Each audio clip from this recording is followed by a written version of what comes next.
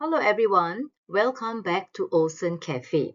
Today we are going to integrate these trigo functions. Now are they possible?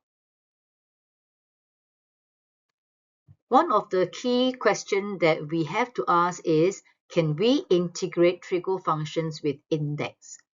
Now what if I tell you that this is easy to do with just only one step? Now let me show you how we can do this quickly.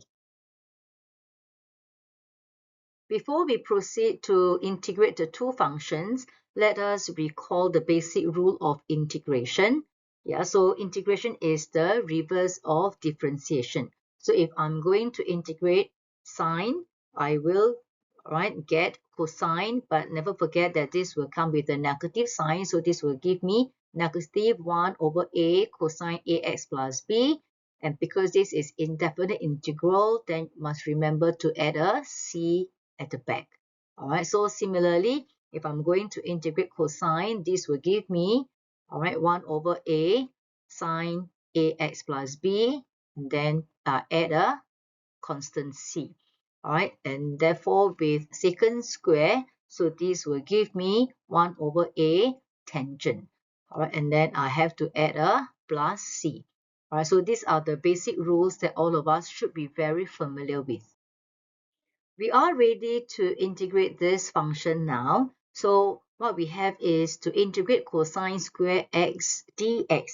Now earlier on I asked a very important question, which is, can we integrate trigo functions with index? So do remember the answer is definitely a no. So if we can't integrate a function with the index, so what can we do? All we need is just one step. And what is this one step? We will need to apply trigo identity. So our goal here is to get rid of the index. Now, how can we apply a trigo identity such that I can get rid of the index? So if you are familiar with the identity, you will know that, for cosine, there is identity that gives us cosine 2x equals to 2 cosine square x minus 1. So if I have this, I'm going to make cosine square x as a subject, and this will give me cosine 2x plus 1 divided by 2. So what I simply need to do is to replace cosine square x by this expression here. So what I'm going to do is I'm going to sub this in. So by rewriting the integral, I will have half. I will take out the fractions, and then the integral inside will get me cosine 2x plus 1. So now you will notice that I have already gotten rid of the index. Are we able to integrate cosine 2x? Yes, definitely we can. And this is a plus 1. And are we able to integrate? The answer is yes. We just need to use the basic rule. So by doing this, I'm going to apply and integrate straight away. So I do know that for cosine, when I integrate, I will have half sine 2x. So what I have done here is I remove the half, take it out of the bracket. So what I left with now is a plus 1. And when I integrate plus 1, I will get a x. Alright, so I have this, and then never forget that we have to add a constant c. So by simply, simplifying this expression here, I will get 1/4 sine 2x plus half x plus c. And I am able to integrate this expression successfully. Now that you understand the trick, let us take a look at this function. So we know very well that we will not be able to integrate this tangent square x because there is the index, right?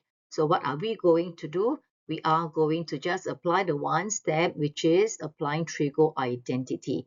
So over here, for tangent square x, we do know that it is related to secant square. So I will be able to make tangent square as a subject. This will give me secant square minus 1. And are we able to integrate secant square? Yes, we definitely able to do so. So these expressions will be very simple. So this will give me integrate secant square x minus 1. So I'm going to integrate this will give me tangent x minus x and plus c. So this is our final answer for this integral. So in this lesson, all right, it's just very simple. Just got to remember, right, this question: can you integrate trigo functions with index? And the answer is no. So for such case, what we need to do is just apply trigo identities. All right. So as I shared before, right, whether are we doing the differentiation or integration, we always simplify first, all right, before we proceed. Okay, so let's take a look at this function that I have given you here. So are you able to integrate this easily? So let's see if you are able to apply what we learned today. So key in your answers in the comment below. Thank you for watching this video. I hope you found this useful.